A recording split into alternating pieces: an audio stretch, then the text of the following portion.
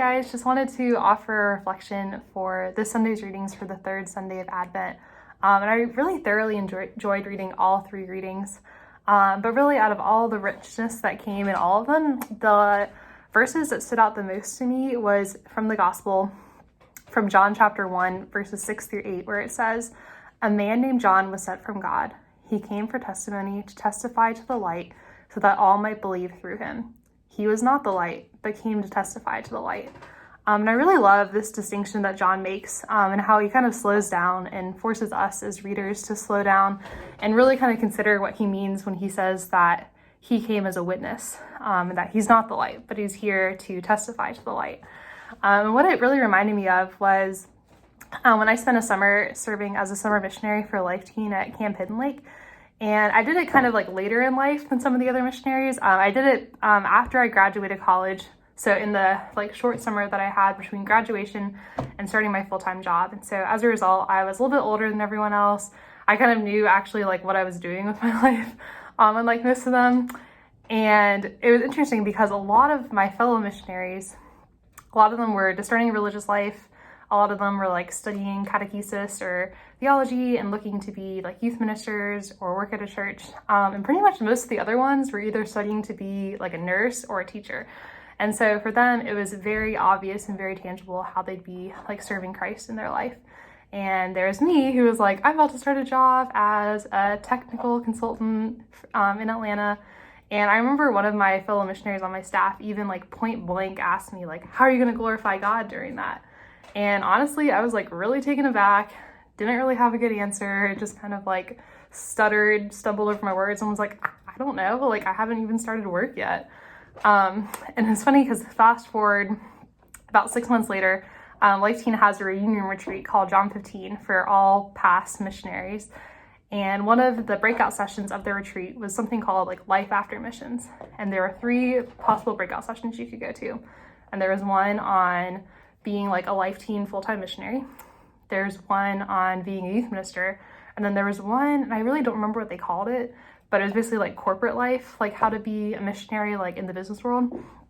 And that session was led by like the one person on the planning committee who wasn't like a priest or a nun or like worked for Life Teen or was a youth minister. And he was like a mechanical engineer at Caterpillar and gave this talk about how he's kind of used what he learned as a missionary like in his job. And this retreat was at Cove Crest, and they had kind of decided where each of the breakout sessions were going to be. And they had like stay in the room if you wanted to do the full-time missionary one, go to Mary's Chapel if you wanted to hear about the youth ministry one, and go to St. Stephen's Chapel, which is like the little white chapel that's been there forever, for like the corporate world one. And so clearly by the way that they like portioned it out, they were expecting that session was going to be the least attended, but like the chapel was packed. It was the most attended by far, and I think it really went to show that like the majority of the missionaries were like having like a normal job and like trying to figure out like what that looks like to like be a missionary in like the business world and in like a normal job where they're not necessarily working in a church or being in a religious life. And so it was like really telling to me that the majority of people had that role. And I think honestly, like the majority of us are witnesses. And I think it's really easy as Catholics to, you know, go to conferences and look at like the famous Catholic speakers or famous Catholic musicians and like desire that for yourself, to want to be like famous and like for a good cause and for good. But the reality is like, that's not what God needs from most of us. And what he needs is for us to be kind of a little bit more like in the background, humble, like not as obvious. But the witnesses and like the vine workers in the vineyard are the ones who allow Christ's love to flourish here on earth.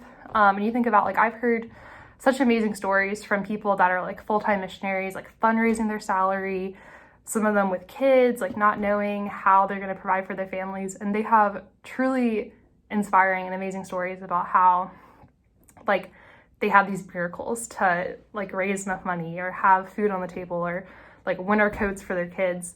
And, you know, like all of those things happen not because they like found money on the ground or just like miraculously had money like come into their bank account. Like those things happen because of the generosity of other people.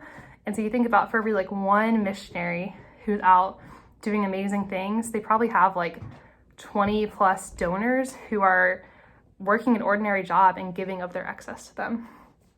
And for every like one great youth ministry program that has rock star youth ministers whose job it is to run the program, there's all of these like core members and parents who are stepping in to make it work, and like the programs wouldn't work without them. So what I want to invite you guys to do this week is just to consider where God is calling you towards, and if he's calling you to be a witness to the light and what that looks like in your life, and just kind of pray about that. So thank you guys. Talk to you soon.